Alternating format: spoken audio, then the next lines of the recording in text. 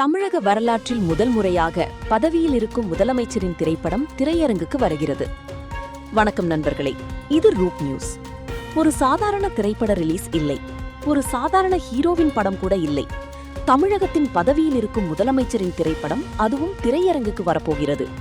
அதனால்தான் ஜனநாயகன் ரிலீஸ் தேதி அறிவிப்பு வந்த சில நிமிடங்களிலேயே சமூக வலைதளங்கள் முழுக்க அதை பற்றிய பேச்சுதான். கடந்த சில வாரங்களாக எப்போது ரிலீஸ், எந்த தேதி, எப்போது அதிகாரப்பூர்வ அறிவிப்பு வரும் என்ற கேள்விகள்தான் ரசிகர்கள் மத்தியில் அதிகமாக பேசப்பட்டன. இப்போது அதற்கெல்லாம் முற்றுப்புள்ளி வைக்கும் வகையில் KVN புரொடக்ஷன்ஸ் அதிகாரப்பூர்வமாக அறிவித்துள்ளது. ஜனநாயகன் திரைப்படம் வரும் 23ஆம் தேதி உலகம் முழுவதும் வெளியாகிறது. ஆனா இந்த படத்துக்கு இருக்கும் எதிர்பார்ப்பு ஒரு சாதாரண சினிமா எதிர்பார்ப்பு இல்லை. ஏன் தெரியுமா? இன்று டைட்டில் கார்டில் தளபதி விஜய் என்று பார்க்க போவதில்லை. அதற்கு பதிலாக சீஃப் மினிஸ்டர் ஜோசப் விஜய் என்ற பெயரை முதல் முறையாக திரையரங்கில் பார்க்க போகிறோம்.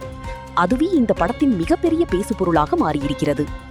இதுவரை ஒரு நடிகரின் படத்தை ரசிகர்கள் கொண்டாடியிருக்கிறார்கள். ஆனால் இந்த முறை ஒரு நடிகராக தொடங்கி அரசியல் தலைவராக, அதன் பிறகு முதலமைச்சராக பொறுப்பேற்ற பிறகு வெளியாகும் திரைப்படம் என்பதால் ரசிகர்களை தாண்டியும் பொதுமக்கள் மத்தியிலும் ஆர்வம் உருவாகியுள்ளது. சமூக வலைதளங்களில் தற்போது 2 விதமான எதிர்பார்ப்புகள் தெரிகிறது. ஒரு பக்கம், முதலமைச்சராக ஆன பிறகு வரும் முதல் படம் கண்டிப்பாக முதல் நாளை பார்க்க வேண்டும் என்று ரசிகர்கள் பதிவிட்டு வருகிறார்கள். மற்றொரு பக்கம், CM ஆன பிறகு திரையரங்கில் மக்களின் வரவேற்பு எப்படி இருக்கும் என்ற அரசியல் ஆர்வலர்களும் இந்த ரிலீஸை கவனித்து வருகிறார்கள்.